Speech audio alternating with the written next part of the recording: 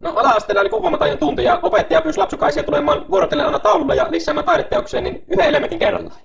Sami tuli ekana taululle ja sanoi, että tässä on ovi. No, Markus tuli seuraavana ja Markus lisäsi tämmösen näin. Sanoi, että tässä on talo. No sitten tuli Lillin vuoro ja Lilli tuli ja Piirti sanoi, että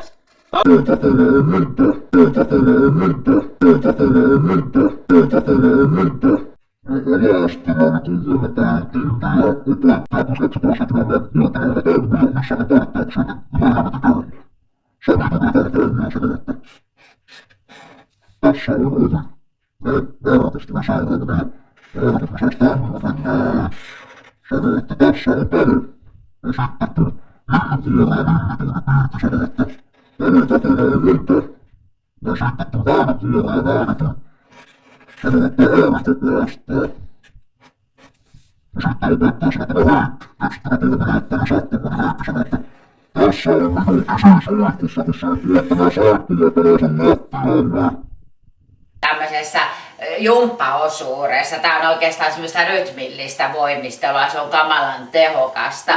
Ja me tehdään sillä, että mä lyön tätä rumpua, annan vähän niinku tahtia ja Martta näyttää aina eteen. Tiedätkö mitä se tarkoittaa? Tiedän jo, ja niin. mä ajattelin kuulkaa nyt semmoisen jutun, että jos aloitettaisiin tällä kertaa tommosella vaakan teolla. Mä olin nimittäin todella haka kouluaikana siinä. Se oli oikein sun ravyyri. No niin mä lyön tahtia. Ota hiet pois ensin. Niin hiki valuu jo. Ja sitten. No niin.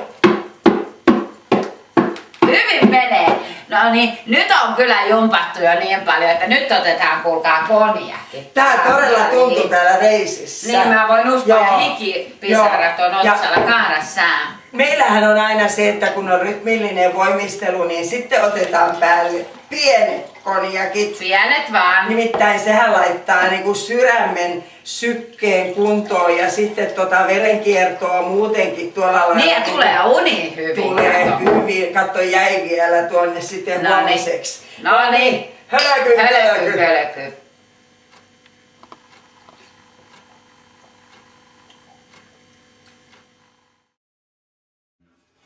No niin, nyt ollaan sitten Tyyne ja Marttan tämmöisessä jumppaosuudessa. Tää on oikeastaan semmoista rytmillistä voimistelua, se on kamalan tehokasta. Ja me tehdään sillä, että mä lyön tätä rumpua, annan vähän niinku tahtia ja Martta näyttää aina eteen. Tiedätkö mitä se tarkoittaa? Tiedän jo, ja niin. mä ajattelin kuulkaa nyt semmoisen jutun, että jos aloitettaisiin tällä kertaa tommosella vaakan teolla. Mä olin nimittäin todella haka kouluaikana siinä. Se oli oikein sun ravyyri. Jos mä lyön tahtia, ota hiet pois ensin. Niin hiki valuu jo. Ja sitten. No niin. Hyvin menee. No niin, nyt on kyllä jumpattu jo niin paljon, että nyt otetaan kuulkaa konjakki. Tää todella tuntui täällä reisissä. Niin mä voin uskoa ja hikipisarat on otsalla kaarassaan. Meillähän on aina se, että kun on rytmillinen voimistelu, niin sitten otetaan päälle pienet konjakit. Pienet vaan. Nimittäin sehän laittaa niinku sydämen sykkeen kuntoon ja sitten verenkiertoa muutenkin tuolla lailla. Niin ja tulee uni hyvin. Tulee hyvin. Katso, jäi vielä tuonne sitten huomiseksi. No niin. Hölky.